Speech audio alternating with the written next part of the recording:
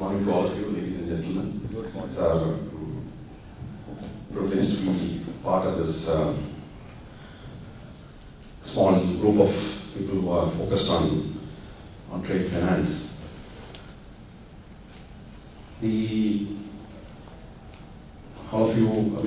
Most of you are participants in the Gift City ecosystem, either as a regulated entity or probably a user of the financial services market here. So I don't have to probably explain much about Gift City, but nevertheless, it's my duty to kind of also tell you the context in which I think the current ecosystem is currently growing and expanding. All of you are aware of the increasing role that India has been playing in the global markets, and both politically, maybe geopolitically, maybe from a trade perspective, from an economic perspective, and so on and so forth. So India's participation in the global commerce market, I think, has been increasingly shifting to technologically important products and services. And though, of course, in the services market, India's presence has been known. In the manufacturing zone, the merchandise market, obviously, India is expanding in scope. And as we move towards the deep tech part of the manufacturing ecosystem, I think India's role will get even more significant. So the last several decades have been very important from an economic perspective, with a lot of significant reforms being attempted and implemented. The liberalization of the economy has led to the increasing levels of private investment within the country, increasing levels of foreign investment within the country, and also deregulation of a lot of sectors, and so on and so forth.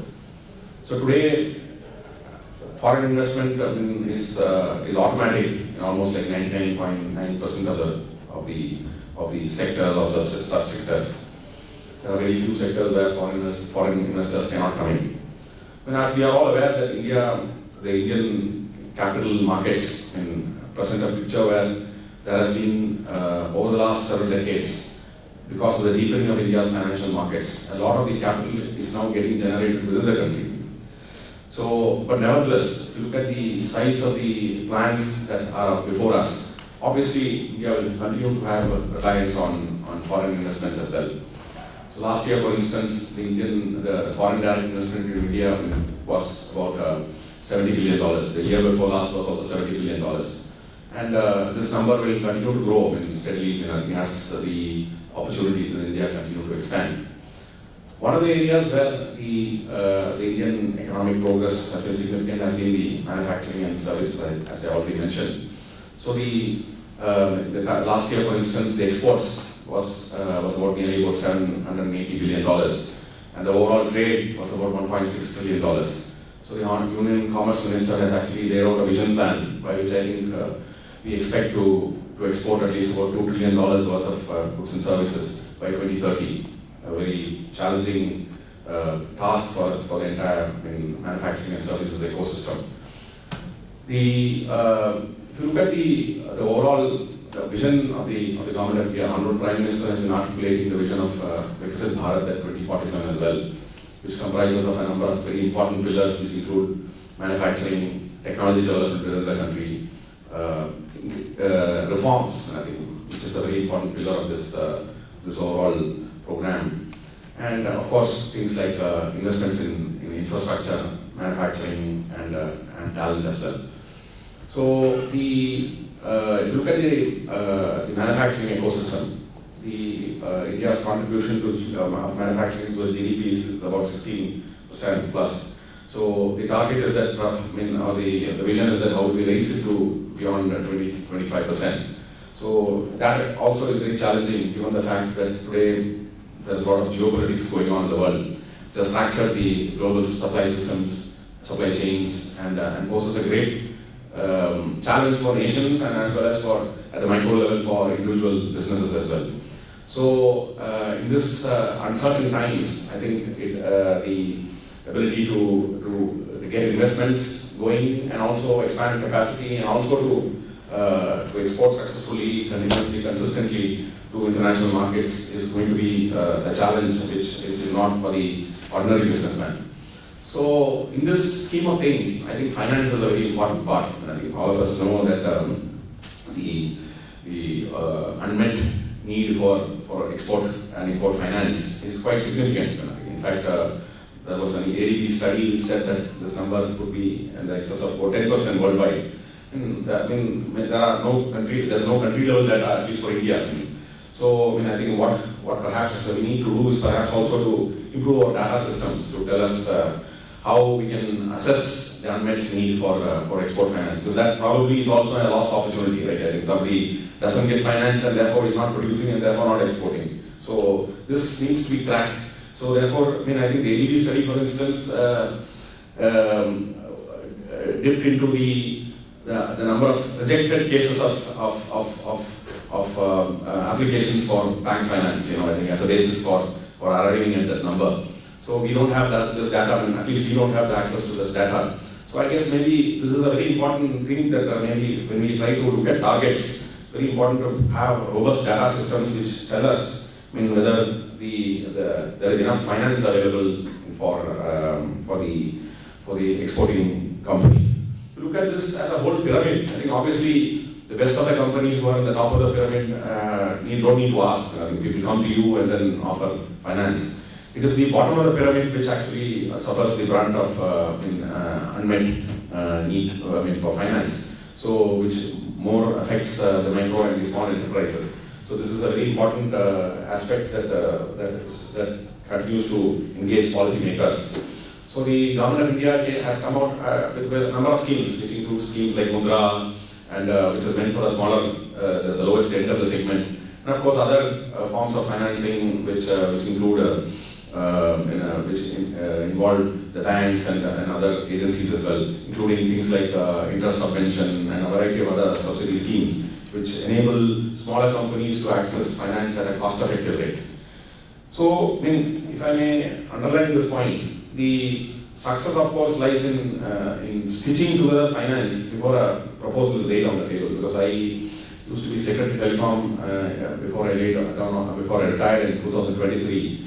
So we had set up a working group under the Managing Director of SBI to look at what is required to support exports in the telecom sector. So one of the things which came out was that many countries offer stitched packages, for an exporter, so that before he bids or offers a price to his counterparty, the importer or whatever, he's able to get a very good fix on the cost of his inputs in terms of capital, because he knows what is going to be in his hand, by the time the orders come to him. So this is like whether a chicken has to come first or the egg comes first. I think it's a big challenge. So if the cost of finance is going to be fuzzy, obviously then your ability to quote very fine prices and compete in the international market is going to be very limited. So that's why often, I think many of our exporters find it challenging to actually approach international markets. So therefore, I would entreat all the finance companies here. I think the Exim Bank is here, a variety of other banks are also present here. I think this need for providing very effective packages for the bidder, I think before, in terms of what kind of working capital would be available, what kind of bill factoring terms and conditions would be made available, etc. must be very razor sharp. I think enabling the exporter to actually bid precisely. So this is what has happened in many of our project works also abroad, because project work is inherently more complex. A simple product export or a service export is simpler, but works export is even complex, because it comprises of a basket of goods and services which are bundled together as a works contract. So then I think if there is even more bigger need to actually get precision in what would be available to him when he finally gets the order. So therefore, this, I think, these are some of the systemic issues which need to be addressed, and we see increasingly a number of finance companies and banks coming out with solutions, because when there are market gaps, then I see companies like, for instance, Vayana itself, and people like him, I think, including who are web aggregators or loan service providers, etc., provide that gap, fill in the gaps which the current financial system has in various ways. So if you look at the primary methods, then I think obviously there are things like export credit, post-shipment credit, cash advance, factoring, invoice discounting, etc. Trade finance methods like factoring, forfeiting are less in use. In fact, I remember accessing the Factoring Council of India, Counseling International's statistics. They put out some statistics which I think was very useful. In fact, one of the things which the FCI mentioned, I remember statistics last year. So India, for instance, the total factoring volumes that is available for is about something like $17 billion, as against China, which probably provided nearly about $600+ billion worth of factoring services. So factoring finance. So which means that if you look at this as a percentage of the overall exports, so the support that we offer is much less. So therefore there is a room for actually increasing not only the overall size of the finance to the industry, but also the individual kind of products that are available to businessmen. So this points to the need for work for GIFT City as well, because we are filling in a gap.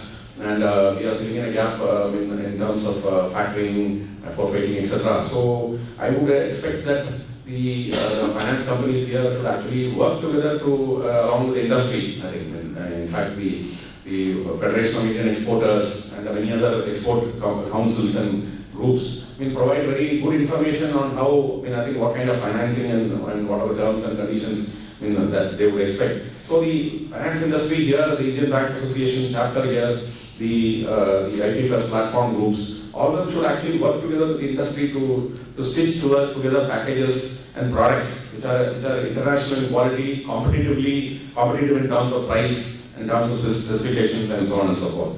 So coming to the IFSCA platforms, which is an equivalent of the TREDS platform in India, I think it provides a very economic means of financing for post-shipment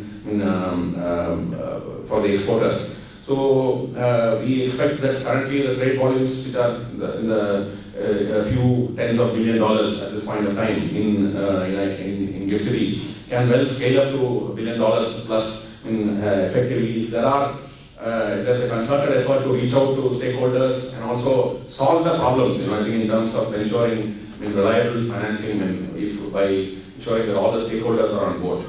So if you look at it, we have been addressing this issue by constant dialogue with the industry. In fact, Supriyo here, Riddhi, and our team of officials from the Banking Regulation Department have been consistently having a dialogue with the financial institutions, with IFSCA platforms, and factors and other organizations to understand this better and ensure that our framework is actually helps people to make meaningful business out of the GIFT City ecosystem. So with the view to enhance the ease of doing business, changes are being made to the framework on IFSCA platforms with the following ideas in mind. One is the ability to provide end-to-end services. That is, IFSCA platforms can now facilitate clearing and settlement of funds by themselves, acting as payment system operators under the IFSCA Payment and Settlement Systems Regulation of 2024. The second feature is that there is an expanded scope for the eligible financiers. The updated framework expands the list of permitted financiers to include factors registered under the Factoring Registration Act 2011, and finance companies units registered in the IFSCA are permitted by the authority to undertake lending or factoring activities as well as financiers other than the above two classes who can be onboarded onto the platform subject to certain conditions which are outlined in the guidelines.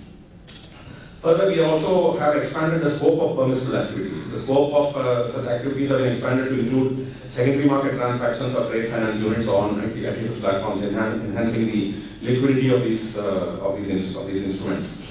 The IFSCA platforms can also provide an option on the platform that allows participants to opt out of invoice-wise bidding and choose online bidding, one-time bidding options for the whole turnover.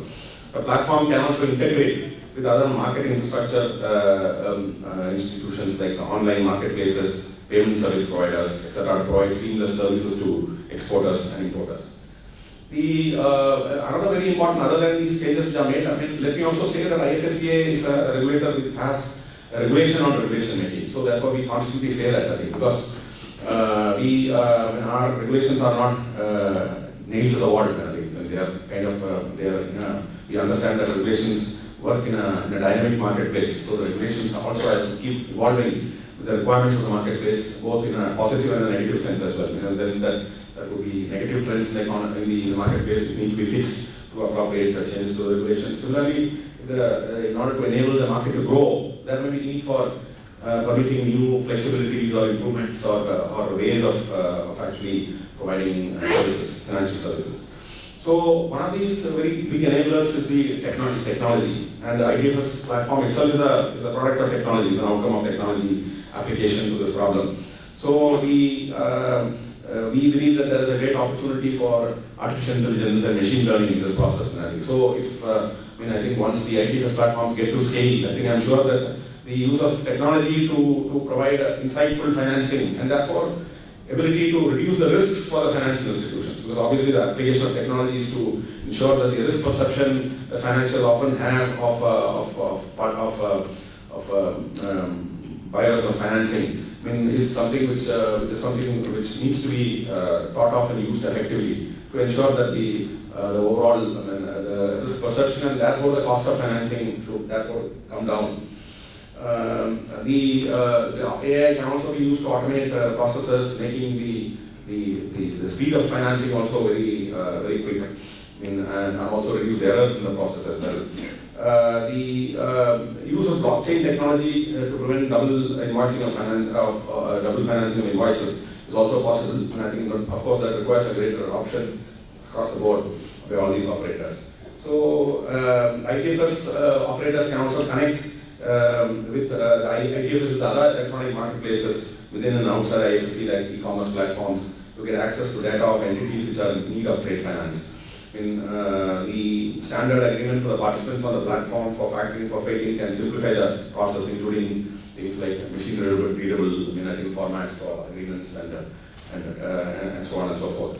So there is also therefore, while technology is an enabler, there is also a need for greater participation from the overall international financing community on these platforms as well. So we will be definitely making outreaches as part of our international roadshows. We plan to be in London next month, and therefore we will be meeting with factors and financials as well to understand better what was called for from our regulations as we expand the ecosystem here. So for enabling that, I think the registration of security interest of factoring transactions on the SARSAI platform, including separate entry for IFSC regulated entities, that is likely to be enabled soon, and we are working with the RBI and with SARSAI on this issue. Though there has been a delay, I think we are on the job, and we expect that this will enable greater speed of onboarding of clients and so on and so forth. There is need of participation of more insurers on the platform to offer support to financials on the platform. Therefore, I'm sure that some insurance companies also have come here. So I would request you to manufacture products which are in line with international standards and ensure that one would not need to actually go abroad for seeking such kind of products for the clients on such kind of IFS platforms. So therefore, I would request the insurance companies here to benchmark themselves and also to access the necessary reinsurance capacity to make available all these products out of city. We are in the process of also reaching out to insurers of different kinds. In fact, we are in touch with several of them who are in an advanced stage of deciding to come here. People who have got specialization in trade insurance, trade finance insurance. The financials and IFS platforms also need to collaborate with logistics companies, customs brokers, and trade associations to create end-to-end solutions for businesses. Financials and IFS platforms also need to organize workshops like this, because eventually it's all about visibility. Unless the market really understands what you have to offer and what other stakeholders have to offer, because it's just not about the IFS platform. There's a variety of the entire ecosystem that works together: insurance companies, actors, banks, and so on and so forth. So I would expect that all the stakeholders should get together, and in fact, though of course this workshop is being organized based on our request. Thank you for that. But I guess this should happen autonomously. So there should be no incentive from or push from the regulator to do so. So I hope that the months to come and the years to come, this will be a regular trade finance summit in IFSCA should be a regular thing and should run on its own steam. market beckons. I would also say that therefore some training programs, educational programs, both online and offline, I think would definitely help in getting a better understanding of what the market looks like, and also for the service providers to understand what's cooking. I think there are early signals which you can pick up from the market, which can perhaps go into kind of developing new kind of ways of financing as well. Then, as I already said, I think flexible financing terms needs to be offered, especially to MSMEs and startups. So offering such kind of differential products to the SMEs with longer repayment periods, better trade within the overall, I think, regulatory architecture is certainly possible, and therefore banks and financial institutions need to look at this as a long-term journey and ensure that there are enough incentives on the table in terms of competitiveness to ensure that all the participants come here in a big way to fulfill their requirements. Now, by the way, I'm also told that Indian companies sitting out of Mumbai access the international factoring markets. So, if something is there at your doorstep, then logically they should be more cost efficient. I think, because obviously the cost of operations for a company here is much lower. The cost of HR or the cost of of real estate and a variety of other costs are lower in India. So therefore, logically, I think, of course, the pools of capital may be smaller. I understand there could be pluses and minuses. But I guess over the course of time, I think we should be able to reach a level of competitiveness. And please advise us on how we can raise the levels of competitiveness. I think there are, of course, requests from the industry as well on fees and so on, other things. We examine all this definitely.